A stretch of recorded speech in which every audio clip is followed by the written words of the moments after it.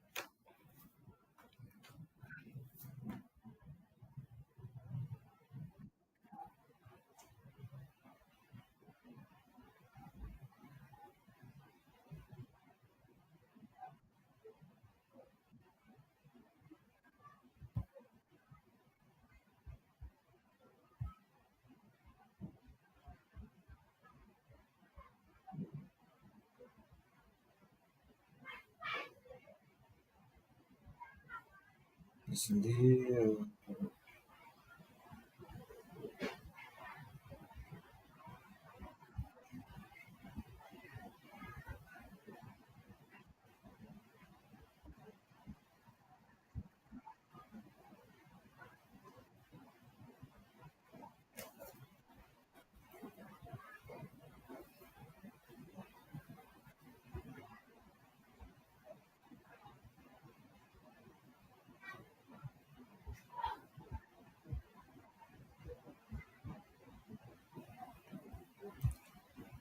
vous- Ok, c'est bon. Vous voyez maintenant? D'accord, d'accord. Ok, tu m'as partagé ta base de données là, j'ai regardé. Donc, je dois supposer que c'est propre, c'est ça? Allô? J'ai dit, j'ai dit, je dois supposer que c'est propre, c'est ça? Ah, mais, ok. Donc, je t'avais pas montré certains trucs. Donc, je vais structurer cette présentation-là en 4 points. Donc, à savoir le chargement de données, la gestion des données, l'analyse et puis maintenant comment tirer les résultats pour les mettre sur un fichier Word. Voilà. Donc, initialement, j'ai cliqué sur ta base de données que tu m'as envoyée là, sur cette fenêtre-là. Je vais essayer de réduire un peu. C'est bon? Ok, donc, tu vas voir que ta base de données, pour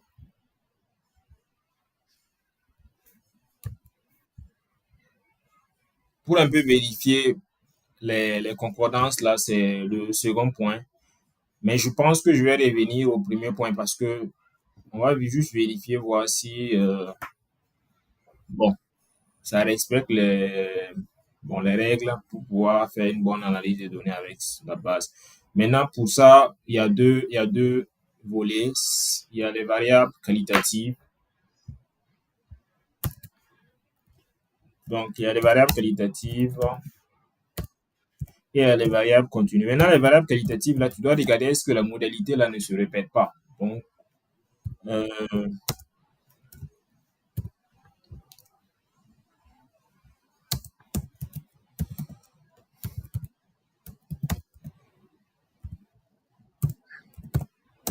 donc, par exemple, pour les variables catégorielles, là, je vais venir sur cet écran. Bon, une variable catégorielle ici, c'est quoi? On va prendre le sexe. Voilà, si on prend le sexe, juste en cliquant sur ça ici, nous voyons que elle apparaît ici. Donc, pour pouvoir vérifier, euh, faire une petite vérification, on peut juste faire le tab comme ça. On voit que, par exemple, tu vois que il y a femme et puis homme. Donc, est-ce que femme se répète? Non.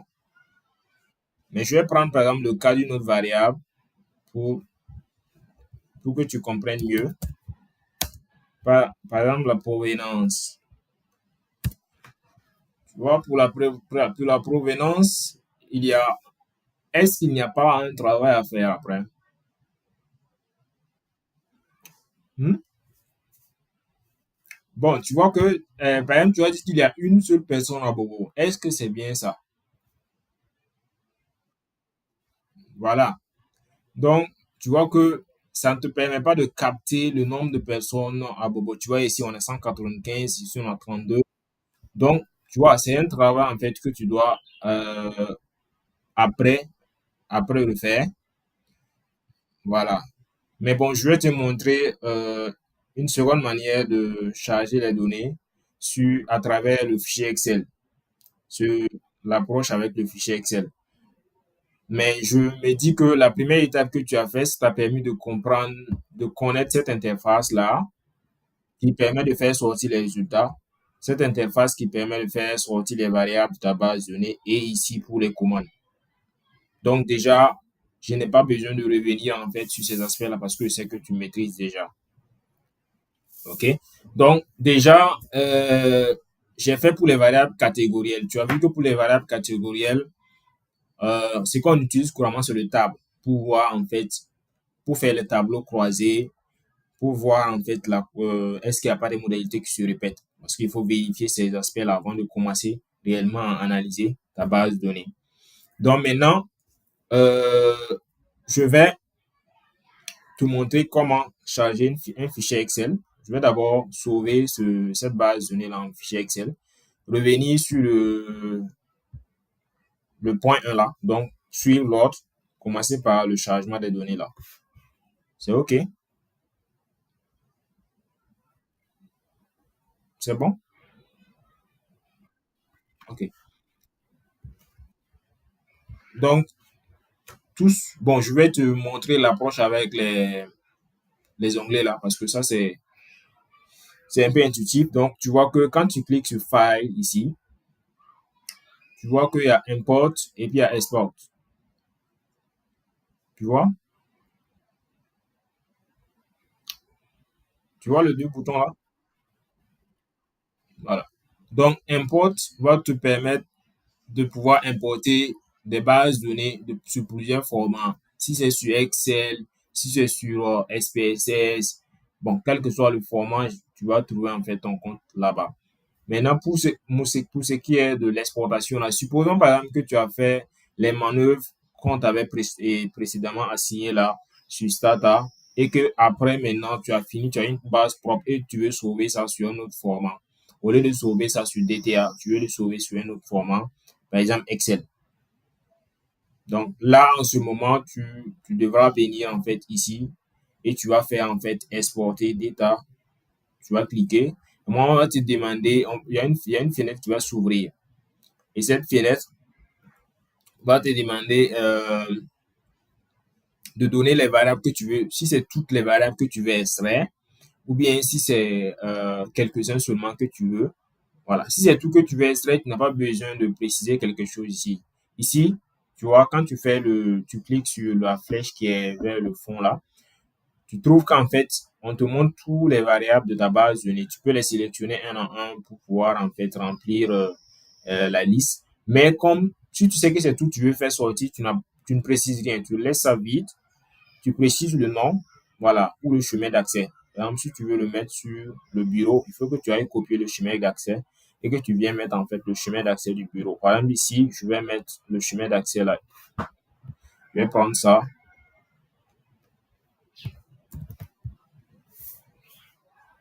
Si tu vois pas, tu peux me dire. Si tu ne m'entends pas aussi très bien, il faut me le faire savoir. Donc, voici, en fait, j'ai copié, en fait, le chemin d'accès. Donc, j'ai mis le chemin d'accès. Maintenant, je vais mettre le nom je veux que ça soit sur quel nom? Je vais mettre donner intox.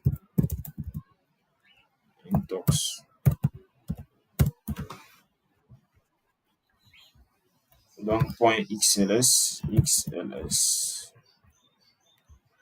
Donc, une fois que c'est fini, je dois sélectionner ici un bouton qui est très important. Save variable name to first row in Excel file. Donc, c'est dire que les noms de variables là, je veux qu'il il les enregistre en fait sur la première ligne du fichier Excel. Sinon, si tu ne coches pas ce bouton-là, il va en fait donner une base de données où il n'y a pas d'entête. Par exemple, les noms de variables là, ne vont pas se retrouver à l'entête. Donc voilà, une fois que ça c'est fini, tu cliques sur OK. Il va te donner un message sur la vue là. Tu vois qu'ils ont mis Export Excel, ils ont donné le lien que tu as, le chemin d'accès que tu as donné et en même temps, on te dit que ça a été sauvegardé. Tu peux venir ici, tu vas venir trouver que le fichier est bien là, le fichier Excel. Voilà. Donc, cette étape étant validée, ça veut dire que une fois que tu as une base de données qui est déjà propre sur SATA, tu sais comment le sauver pour que quelqu'un d'autre puisse l'utiliser sur Excel. Maintenant, la seconde phase, c'est quoi? C'est la- le premier point de cette présentation, c'est comment charger les données. Donc, si c'est charger les données avec SATA, tu n'as pas besoin de faire des efforts, tu cliques seulement sur la base de données. Maintenant, si c'est charger une base de données Excel, en ce moment, tu auras besoin en fait de revenir encore sur le même bouton File. Tu cliques sur Import, en ce moment, pas sur Export, mais plutôt sur Import. Donc là, tu cliques sur Import, tu prends Excel, parce que c'est Excel, c'est sous format Excel. Une fois, une fois que tu prends, ils vont te donner la possibilité d'aller chercher le fichier à travers le bouton Browse. Ok, tu prends ça.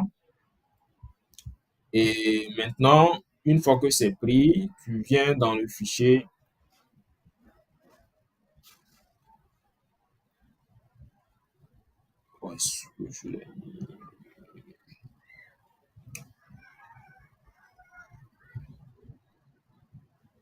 Je vais aller chercher le fichier là. Voilà. Donc, voici le fichier Excel que j'avais sauvé tout à l'heure. Donc, je prends et je valide. Il va directement charger ça pour que je vois. Déjà, tu vois qu'il a mis les colonnes. Ça veut dire que la colonne, les noms de colonnes sont là. Les Q111, Q102, Q113 est là. Voilà.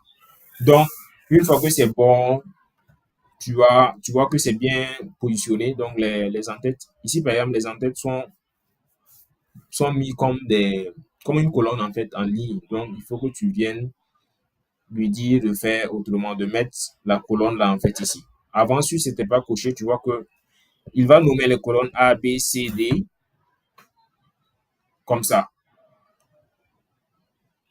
Si tu laisses ça comme ça et que tu sauves par hasard, tu vas trouver qu'en fait, je vais sauver pour que tu vois. Donc, si je fais BR, tu vois que la base, les noms de colonnes là, en fait, sont A, B, C, D. Ça me permet plus de pouvoir, en fait, mieux me le trouver. Voilà. Raison pour laquelle il faut, en ce moment, lors du chargement, là, faire attention à cocher ce bouton-là pour que ce soit les noms de colonnes qui apparaissent. Donc, une fois que tu es là, tu cliques sur donner un docs. Et donc, maintenant, tu cliques sur faire saut. Donc, une fois que ça, c'est bon, tu peux valider. Et là, en ce moment, on va refaire encore la même commande pour voir la base de données BR. Tu vois qu'en ce moment, les noms de variables se retrouvent à leur place. Voilà.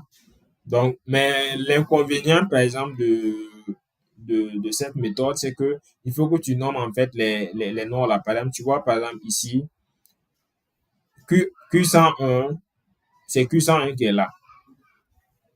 Mais avant, on avait la possibilité de savoir Q101 correspondait à quelle variable. Est-ce que c'est le sexe, c'est la provenance? En tout cas, tu avais la possibilité de voir directement ici. Hmm? Voilà, quand tu importes une base de données Excel, tu n'as pas en fait cet avantage-là. Il faut que tu écrives un code pour pouvoir nommer ça après. C'est bon. Donc, pour cela, on va revenir ici au tout début là. Lorsqu'on a cliqué sur le fichier .dta, le fichier qui était la base de données qui était enregistrée en format SATA là, on avait généré un code. Le logiciel avait généré un code pour pouvoir charger la base de données sous format Stata. On va reprendre ce code-là. On va, on va coller ça sur le fichier là.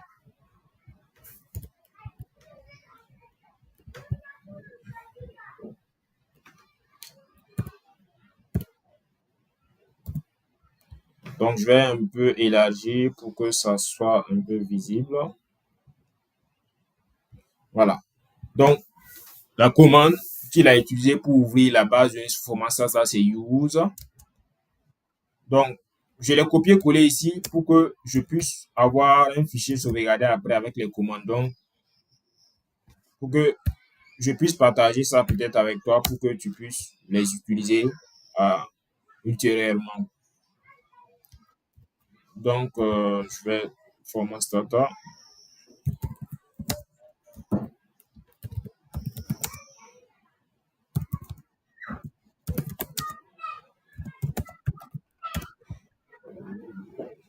Donc, là, je vais copier le code également du chargement des données avec Excel. Donc, que tu pourras aussi utiliser après Excel.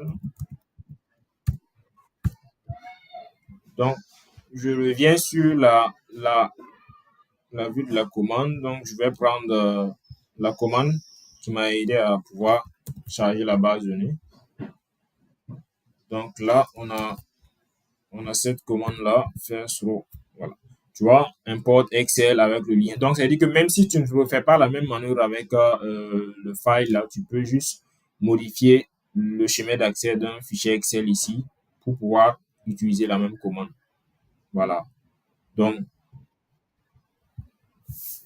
voici comment charger les données sur Stata avec deux formats, Excel et puis Stata. Donc, ça veut dire que les autres formats aussi c'est de la même façon. Donc, tu utilises juste le bouton si si tu ne te rappelles pas les codes et tu pourras avoir les bases de données. Maintenant, le second volet, c'est une fois que tes bases de données sont chargées, c'est de pouvoir en fait gérer tes bases de données. Donc, c'est qu'on avait débuté communément pour te montrer comment ça se passe. C'est-à-dire, pour les variables quali,